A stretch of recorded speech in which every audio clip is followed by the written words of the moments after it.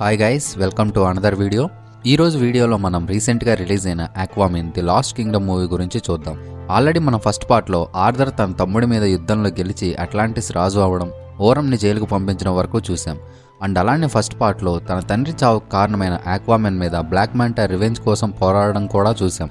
ఈ వీడియోలో Aquaman first పార్ట్కి కంటిన్యూషన్ చూడబోతున్నాం. అండ్ వీడియో స్టార్ట్ చేయబోయే ముందు మీ అందరికీ ఒక చిన్న రిక్వెస్ట్ గైస్, వీడియో అంతా అయిపోయాక మీకు మా ఎక్స్ప్లెనేషన్ నచ్చితే వీడియోని లైక్ చేసి ఛానల్ని సబ్స్క్రైబ్ చేసుకోండి. మీరు చేసే ఆ ఒక్క లైక్ అండ్ ఆ ఒక్క సబ్స్క్రైబ్ వల్ల మాకు చాలా ఎంకరేజ్మెంట్ వస్తుంది. ఇంకా లేట్ చేయకుండా కథలోకి వెళ్దాం. ఆర్థర్ అట్లాంటిస్కి రాజైన తర్వాత తన రాజ్యాన్ని పరిపాలిస్తూ అలానే భూమి మీద తన నార్మల్ లైఫ్ని ఫ్యామిలీతో గడుపుతూ రెండింటిని బ్యాలెన్స్ చేస్తూ జీవితాన్ని గడుపుతుంటాడు. ఆర్థర్ మేరా పెళ్లి చేసుకున్న కొన్ని సంవత్సరాలకి ఇద్దరికి ఒక బాబు పుడతాడు. కొన్ని సంవత్సరాలు ఇలా ఆర్థర్ లైఫ్ అటు రాజ్యంతో ఇటు తండ్రిగా తన కుటుంబంతో ప్రశాంతంగా సాగిపోతుంటుంది. ఒకరోజు ఆర్థర్ ఫాదర్ ఆర్థర్తో, నువ్వు చిన్నప్పటి నుండి ఒంటరిగా పెరిగావు, నీకు ఒక బ్రదర్ని ఇచ్చి ఆ ఒంటరితనాన్ని నేను పోగొట్టలేకపోయాను, కానీ నీ కొడుక్కి అలా ఉండకూడదు, వాడికో చెల్లినో తమ్ముడినో ప్లాన్ చేయని అంటాడు. దానికి ఆర్థర్ నవ్వి, నాకు ఒక తమ్ముడు ఉన్నాడుగా అని ఓరంని తక్కువ చేసి మాట్లాడతాడు. అప్పుడు ఆర్థర్ నాన్న, అన్నదమ్ములు అన్నాక గొడవలు జరుగుతాయి, కొట్టుకుంటారు, తిట్టుకుంటారు, కానీ ఎప్పటికైనా మీరు ఒకరికొకరు తోడుగా నిలబడాల్సిందే అని అంటాడు. వాళ్ళు మాట్లాడుతుండగా ఆర్థర్ కొడుకు అక్వేరియంలో ఉన్న చేపలతో వాటి లాంగ్వేజ్లో మాట్లాడుతుంటాడు. అది చూసిన ఆర్థర్ తనలాగే తన కొడుకు కూడా పవర్స్ ఉన్నాయని చాలా హ్యాపీగా ఫీల్ అవుతాడు. మరోవైపు బ్లాక్ మాంటా తన ఫాదర్ని చంపిన ఆక్వామెన్ మీద పగతో రగిలిపోతుంటాడు. ఆక్వామెన్ని అతని ఫ్యామిలీని చంపి ప్రతీకారం తీర్చుకోవాలి అనుకుంటాడు. ఫస్ట్ పార్ట్లో ఆక్వామెన్తో జరిగిన ఫైట్లో బ్లాక్ మాంటా సూట్ పూర్తిగా డ్యామేజ్ అయిపోయి ఉంటుంది. ఎలా అయినా అట్లాంటిన్ ఆర్టిఫాక్ట్స్ని కనిపెట్టి తన సూట్ని కూడా రీబిల్డ్ చేసుకోవాలని మెరీన్ బయాలజిస్ట్ అయిన షిన్ని తన టీంలో జాయిన్ చేసుకుని ఉంటాడు. షిన్ ఒక సైంటిస్ట్. ఇతనికి అట్లాంటియన్ రాజ్యాన్ని ఎలాగైనా కనిపెట్టాలని ఒక పెద్ద డ్రీమ్ ఉంటుంది. ఆ కారణంతోనే బ్లాక్ మాంటా దగ్గర ఉంటాడు. అంతేకాకుండా బ్లాక్ మాంటా మంచివాడని షిన్ అనుకుంటాడు. ఈ పనిలో భాగంగానే షిన్ తన టీం మెంబర్తో ఒక ప్లేస్లో ఉండగా అక్కడ ఎర్త్క్వేక్ రావడం వల్ల మంచు పగిలి ఇద్దరు మంచు లోయలో పడిపోతారు. అయితే వాళ్ళు కింద పడిన ప్రదేశంలో ఏదో రాక్షస జీవి వాళ్ళపైన అటాక్ చేస్తుంది. దాని టెంటకల్స్తో షిన్ టీం మెంబర్ని అది లాక్కెళ్ళిపోతుంది. షిన్ బేస్కి వాళ్ళున్న లొకేషన్ని సిగ్నల్ పంపించడంతో బ్లాక్ మాంటా తన టీంతో అక్కడికి వస్తాడు. జరిగిందంతా తెలుసుకుని అతన్ని కాపాడడం కోసం ఆ రాక్షస జీవి వెళ్లిన దారిలోనే వెళ్తారు. ఆ దారిలో వెళ్లిన వాళ్ళకి ఎన్నో వేల సంవత్సరాల క్రితం మంచులో శిథిలమైపోయిన ఒక రాజ్యం, దాని కోట కనిపిస్తాయి. ఆ మంచు శిథిలాలలో ఎన్నో జీవులు, కొన్ని విచిత్రమైన మనుషుల అస్థిపంజరాలు కనిపిస్తాయి. కానీ అదే టైంలో ఆ జీవి అక్కడికి వచ్చిన వారిపైన దాడి చేస్తుంది. ఆ దాడిలో బ్లాక్ మాంటా దూరంగా వచ్చి పడతాడు. అయితే బ్లాక్ మాంటా కింద పడిన ప్రదేశంలో అతనికి ఒక పురాతన అట్లాంటియన్ షిప్ అండ్ విరిగిపోయిన ఒక ట్రైడెంట్ కనిపిస్తాయి. బ్లాక్ మాంటా ఆ ట్రైడెంట్ని కలపగా ఆ ట్రైడెంట్ ఓనర్ బ్లాక్ మాంటాకి కనిపించి, నా శాపం నుండి నువ్వు నన్ను విడిపిస్తే నీ తండ్రిని చంపిన ఆర్థర్ మీద ప్రతీకారం తీర్చుకోవడానికి నేను నీకు పవర్స్ ఇస్తానని అంటాడు. ఆర్థర్ మంచులోయ నుండి ఆ షిప్ తీసుకుని ట్రైడెంట్తో బయటికి వస్తాడు. ఇక్కడ నుండి స్టోరీ 5 నెలల ముందుకు వెళ్తుంది. టీవీలో న్యూస్ రీడర్ గత 5 నెలలుగా ఎన్నడూ లేని విధంగా భూ ఉష్ణోగ్రతలు భారీగా పెరిగిపోయాయని చెప్తుంది. అట్లాంటిస్ కౌన్సిల్లో కూడా భూమి మీద ఉండే మనుషుల వల్ల మన సముద్రం నాశనం అవుతుంది. కొన్ని రోజులుగా సముద్రపు నీటిలో ఎసిడిఫికేషన్ వాల్యూ కూడా భారీగా పెరిగింది. రాను రాను నీరు యాసిడ్గా మారిపోతుందని కోప్పడతారు. దీనికి కారణమైన మనుషుల్ని మనం నాశనం చేయాలని అంటారు. దానికి ఆర్థర్, అసలు మనం ఉన్నామని కూడా మనుషులకి తెలియదు, అలాంటి వాళ్ళు మనకి హాని ఎందుకు చేస్తారు? మన ఉనికిని మానవులకు తెలియజేయాల్సిన సమయం వచ్చింది. మన దగ్గర ఉన్న టెక్నాలజీని మానవుల దగ్గర ఉన్న టెక్నాలజీతో జత చేస్తే ఇప్పటి వరకు వాళ్ళు పాడు చేసిన సముద్రాన్ని బాగు చేయవచ్చని ఆక్వామెన్ అంటాడు. దానికి కౌన్సిల్ మెంబర్స్ ఎవరూ ఒప్పుకోరు. మన ఉనికి మానవులకి తెలిసే రోజంటూ వస్తే అదే వాళ్ళకి ఆఖరి రోజు కావాలి అంటారు. ఆ రాత్రి ఆర్థర్ తన కొడుకుని నిద్రపుచ్చి చాలా లేటుగా తన ఫాదర్ దగ్గరికి వస్తాడు.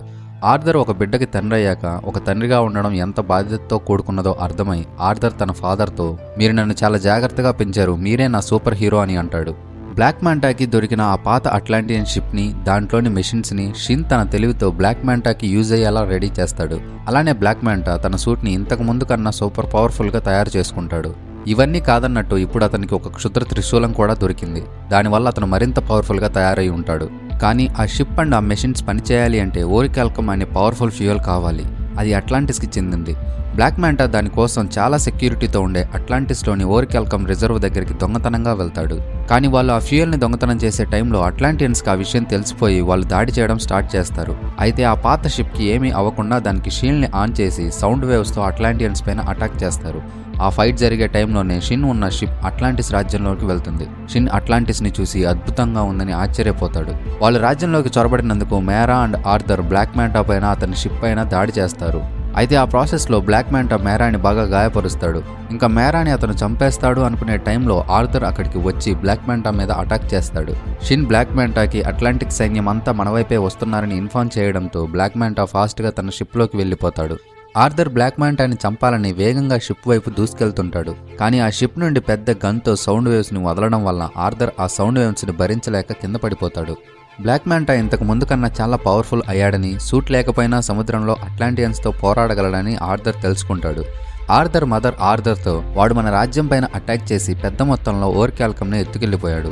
వాడి షిప్ అండ్ వాడు యూజ్ చేస్తున్న ఆక్టోపస్ లాంటి మెషిన్స్ పురాతనమైన టెక్నాలజీ. వాడు ఎత్తుకెళ్లిన ఓర్కాల్కమ్ అనేది చాలా ప్రమాదకరమైంది. అది భూమిని నాశనం చేయడానికి అవసరమయ్యే విషవాయువుని పెద్ద మొత్తంలో బయటకు వదులుతుంది.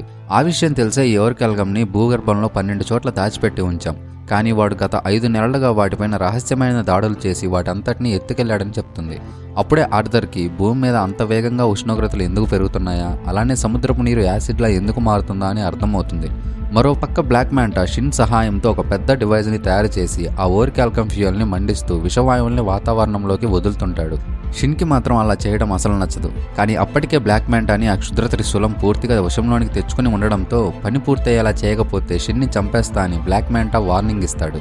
బ్లాక్ మ్యాంటాని కనిపెట్టాలి అంటే ఖచ్చితంగా తన తమ్ముడైన ఓరం హెల్ప్ అవసరమని ఆర్థర్ తన అమ్మతోటి అండ్ మేరా ఫాదర్ అయిన నీరస్ తోటి అంటాడు. కానీ వాళ్ళు దానికి ఒప్పుకోరు. ఓరం మత్స్యకారుల రాజుని చంపినందుకు వాళ్ళు అతన్ని ఎడారిలో అండర్ గ్రౌండ్ జైల్లో పెట్టారు. దానికి అతి క్రూరమైన ఎడారి రాక్షసులు కాపలా కాస్తున్నారు. అట్లాంటియన్స్ అయిన మనం మత్స్యకారుల రాజ్యంతో ఒప్పందం చేసుకుని ఉన్నాం. ఇప్పుడు ఆ ఒప్పందాన్ని మీరి నువ్వు ఓరంని జైలు నుండి తప్పించడానికి వెళ్తే తర్వాత మనకి వాళ్ళకి పెద్ద యుద్ధం జరుగుతుంది. అది చాలా ప్రమాదకరమని చెప్తారు. కానీ ఆర్థర్ వాళ్ళ మాట వినడు. నేను ఎవరికీ తెలియకుండా వెళ్ళి వాడిని జైలు నుండి తప్పిస్తా, వాడి అవసరం నాకు చాలా ఉందని అంటాడు. నీరస్ ఆర్థర్కి ఒక ఇన్విజిబుల్ పవర్ ఉన్న సూట్ని ఇస్తాడు. ఆర్థర్ మదర్ టోపో అనే తెలివైన ఆక్టోపస్ని ఆర్థర్కి హెల్ప్గా ఉండడానికి పంపిస్తుంది. ఆర్థర్ ఎడారిలో ఉన్న ఆ జైలు మీద దాడి చేసి తన తమ్ముడిని కలుస్తాడు. 4 సంవత్సరాలుగా సముద్రానికి దూరంగా ఉండడం వల్ల ఓరం చాలా బలహీనంగా ఉంటాడు. ఆ జైల్లో ఉండే ఎడారి రాక్షసులు అతన్ని చిత్రహింసలు పెడుతూ కేవలం బతికి ఉండడానికి రోజుకు కొంచెం వాటర్ని మాత్రమే కింద పడేసేవారు. ఆర్థర్ ఓరంకి బ్లాక్ మ్యాంటా గురించి చెప్పి ఈ పరిస్థితుల్లో అట్లాంటిస్కి నీ సాయం అవసరం అనడంతో ఓరం కూడా రావడానికి ఒప్పుకుంటాడు. ఇద్దరు ఆ జైలు నుండి బయటపడి బీచ్ వైపు వెళ్తుండగా ఆ ఎడారి రాక్షసులు మళ్లీ వాళ్ళపైన దాడి చేస్తారు. బలహీనంగా ఉన్న ఓరం చిన్నగా వెళ్లి సముద్రం ఒడ్డున పడిపోతారు. ఆ సముద్రం తనని తాకగానే తన పవర్స్ మళ్లీ తనకు తిరిగి వచ్చి ఇంతకు ముందులా పవర్ఫుల్గా అయిపోయి తన మీద దాడి చేస్తున్న ఆ ఎడారి రాక్షసుల్ని చంపేస్తాడు. ఇంకా ఇద్దరూ కలిసి బ్లాక్ మ్యాంటా ఎక్కడున్నాడో తెలుసుకోవాలని సముద్రపు దొంగల స్థావరమైన కింగ్ ఫిష్ ఉండే ప్లేస్కి వెళ్తారు. అయితే కింగ్ ఫిష్ బ్లాక్ మ్యాంటా గురించి సమాచారం తెలిసినా కూడా వాళ్ళకి చెప్పకపోవడంతో ఇద్దరూ వాళ్ళపైన దాడి చేస్తారు. ఆర్థర్ కింగ్ ఫిష్ని చంపేయబోతుండగా వాడు దెయ్యాల దీవిలో ఉన్నాడని చెప్తాడు. వాళ్ళకి కావాల్సిన సమాచారం తెలియడంతో ఇద్దరు ఆ దీవి నుండి బయలుదేరతారు. దీవిని చేరుకున్నాక ఆర్థర్ టోపోతో మేము ఐలాండ్ చేరుకున్నామని మన వాళ్ళకి తెలియజేయమని పంపిస్తాడు. ఆర్థర్ అండ్ ఓరం మాట్లాడుకుంటూ వెళ్తారు. కానీ ఓరం కేవలం అట్లాంటిస్ని కాపాడుకోవాలనే ఉద్దేశంతోనే ఆర్థర్తో కలిసి వస్తాడు. నిజానికి ఆర్థర్ మీద ఓరంకి చాలా కోపం ఉంటుంది. ఆ టైంలో ఆర్థర్ ఓరంతో కేవలం నువ్వు మనుషుల మీద యుద్ధం చేయడానికి వెళ్ళాలి అనుకోవడం వల్లే నీతో నేను యుద్ధం చేశాను, లేకపోతే అసలు నాకు ఆ సింహాసనం మీద ఆసక్తే లేదని అనడంతో ఓరం ఆశ్చర్యపోతాడు. ఒక పర్వతం నుండి పెద్ద మొత్తంలో విషవాయువులు రావడం చూసి బ్లాక్ మ్యాంటా అక్కడే ఉంటాడని ఇద్దరూ దానివైపు వెళ్తారు.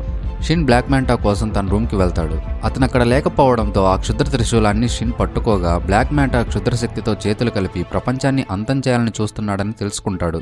వెంటనే బ్లాక్ మ్యాంటా అక్కడికి వచ్చి నీకు నా ప్లాన్ కావాలా, అయితే విను. ఆక్వామ్యాన్ని, అతని ఫ్యామిలీని, అతని సామ్రాజ్యాన్ని నాశనం చేయడానికి క్షుద్రశక్తితో నేను చేతులు కలిపానని అంటాడు.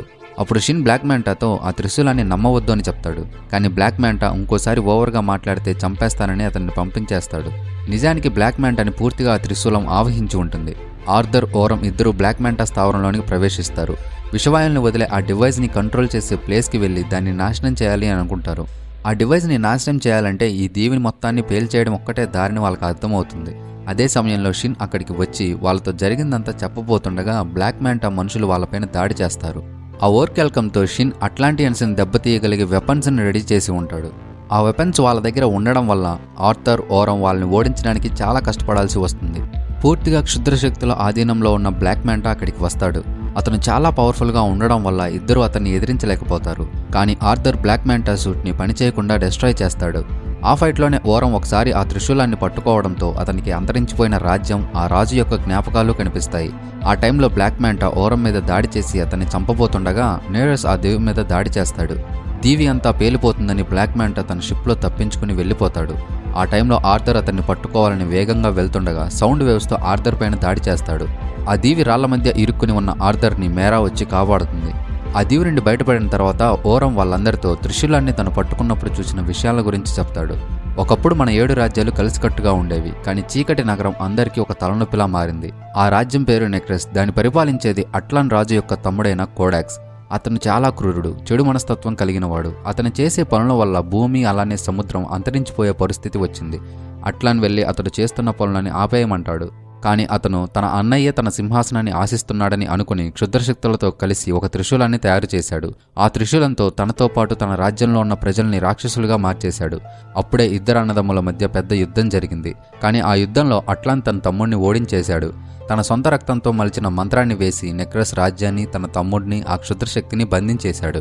ఆ రాజ్యం ఉన్న ప్రదేశాన్నే బ్లాక్ మ్యాంటా కనిపెట్టాడు. ఇప్పుడు కోడాక్స్ పూర్తిగా అతన్ని ఆవహించేశాడని ఓరం చెప్తాడు. కోడాక్స్ తనని బంధవిముక్తినిగా చేసుకోవాలని చూస్తున్నాడు. అతనికి అట్లాన్ వంశస్థుల రక్తం కావాలని వాళ్ళకి అర్థమవుతుంది. అయితే తన కొడుకుది కూడా అట్లాన్ రక్తమే అవడంతో భూమి మీదున్న తన కొడుకు కోసం బ్లాక్ మ్యాంటా వెళ్ళుంటాడని ఆర్థర్ తన ఇంటికి వస్తాడు. కానీ అప్పటికే బ్లాక్ మ్యాంటా ఆర్థర్ తండ్రిని పొడిచి బాబుని తీసుకెళ్లిపోతాడు. తన తండ్రి ప్రాణాలకి ఏం ప్రమాదం లేదని తెలిసాక ఆర్థర్ తన కొడుకు కోసం అలానే బ్లాక్ మ్యాంటాని ఆపడానికి వెళ్తాడు. అట్లానా తన ఇద్దరు కొడుకులతో మీరిద్దరూ ఒకరినొకరు జాగ్రత్తగా చూసుకోండని ఓరం దగ్గర ప్రామిస్ తీసుకుని ఇద్దరిని పంపిస్తుంది. బ్లాక్ మ్యాంటా తన షిప్ నుండి సౌండ్ వేవ్స్ని రిలీజ్ చేసి అటాక్ చేస్తున్నాడు. సో అంతకన్నా పెద్ద సౌండ్ వేవ్స్తో మనం వాళ్ళ మీద అటాక్ చేయాలని ప్లాన్ వేసుకుంటారు. బ్లాక్ మ్యాంటా పూర్తిగా క్షుద్రశక్తులతో నిండిపోయాడని, అలానే తను బాబుని కిడ్నాప్ చేయడం చూసిన షిన్ ఎవరికీ తెలియకుండా అట్లాంటియన్స్కి వాళ్ళ షిప్ సిగ్నల్ పంపిస్తాడు. బ్లాక్ మ్యాంటా మంచులో అంతరించిపోయిన కోడాక్స్ రాజ్యాన్ని చేరుకుంటాడు. షిన్తో ఆర్థర్ కొడుకుని తీసుకురమ్మని చెప్పి కోడాక్స్ సింహాసనం దగ్గర ఆర్థర్ కొడుకుని బలివ్వడానికి వెళ్తారు. ఈలోగా ఆర్థర్ సముద్రంలోని వేల్స్ అన్నింటినీ పిలిచి బ్లాక్ మ్యాంటా షిప్ పైన దాడి చేయించడంతో ఆ షిప్ డిస్ట్రాయ్ అయిపోతుంది. కోడాక్స్ రాజ్యంలోనికి ప్రవేశించిన ఆర్థర్ మనుషులపైన రాక్షసుల్లా మారిన కోడాక్స్ సైన్యం నిద్రలేచి వారిపైన దాడి చేస్తుంది. మరోవైపు బ్లాక్ మ్యాంటా ఆర్థర్ కొడుకుని చంపి ఆ రక్తంతో కోడాక్స్ని బంధవిముక్తిని చేయాలని షిన్తో ఆ బాబుని తీసుకుని రమ్మంటాడు. కానీ షిన్ ఆ బాబు ఉండే ప్లేస్లో బాంబుని పెట్టి ఇస్తాడు. బ్లాక్ మ్యాంటా అది గమనించి బ్యాగ్ని విసిరేయడంతో బాంబు బ్లాస్ట్ అవుతుంది.